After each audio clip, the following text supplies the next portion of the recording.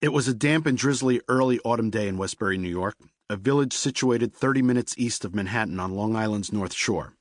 The legendary one-time Mets pitching phenom Dwight "Doc" Gooden and I met after nearly 4 months of trying. The baseball season is Doc's busy time of the year, as he had kindly explained to me several times on the phone throughout the summer, but we finally made it happen. Doc had just recently moved into a new house.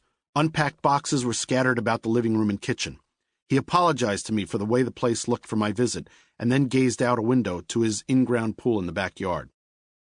"I wish we had moved in when the weather was still warm," Doc said, "but it's going to be great for the summer."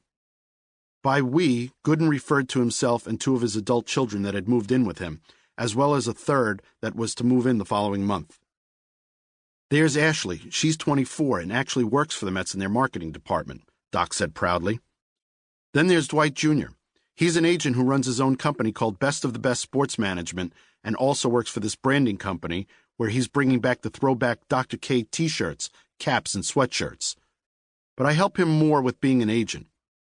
He has some minor league ball players he represents, and I help him deal with them because I can talk to them from both ends, as a player and as someone who worked in the front office for Mr. Steinbrenner for 6 years. I tell Dwight that, unfortunately, baseball players are very spoiled. They have a lot of needs, a lot of wants, and you can't promise them something that you can't come through with. The best thing is to just be honest with them." He saw my troubles, so that gives him an edge. He's caring, and it's not just about working with the best players to make the most money. He cares about them as human beings first, and then getting them the best contracts and moving them forward. So I like that aspect of what he does. And finally, I'll soon have my 19-year-old son Devin here as well. Devin, I'm told by Doc, is fresh off graduating high school along with his brother Darren. "Wow," I said. "You're going to have 3 of your kids here? How do you feel about that?" "It helps me so I can put them to work and keep busy," Doc says with a hearty laugh, "because, technically, I'm supposed to be retired, but with a total of 7 kids and 3 grandkids, you can never really retire." "Dr. K's a grandfather? How does that feel?"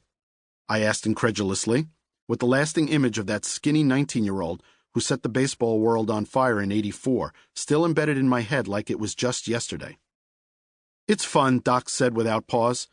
"You know, it's fun because I love kids, and 7 kids is more than enough." We shared a laugh as we sat down at his kitchen table, and it was obvious to me very early in our get-together that he was very much at peace with his life after so many years of tumult. There is a warmth to Dwight that you see in his eyes, a boyish charm about him.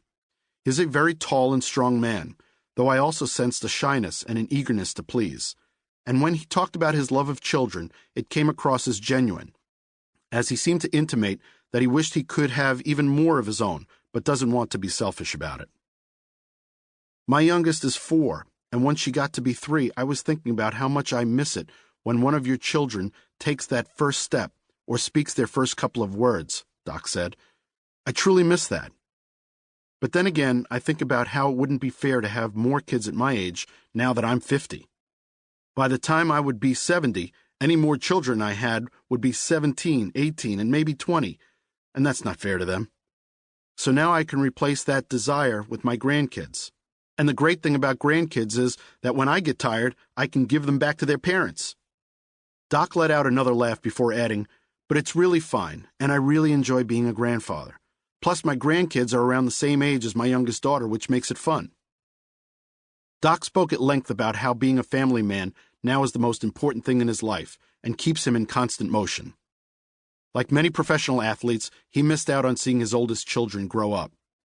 And then throw in his battles with cocaine and alcohol addiction, and he was clearly trying to make up for lost time. "The main thing is, obviously, my kids," Doc said. "I have 2 boys that just graduated high school in Florida. I have 2 other small children in Maryland and just went through a divorce with their mother. But I get along well with her. There are no problems there. And I have my adult children living with me. I'm trying to be there as much as I can, because when I played ball, I missed a lot. I missed all the kids' school activities. I missed all the Little League stuff. So now I'm able to, the best that I can, put my kids' activities first."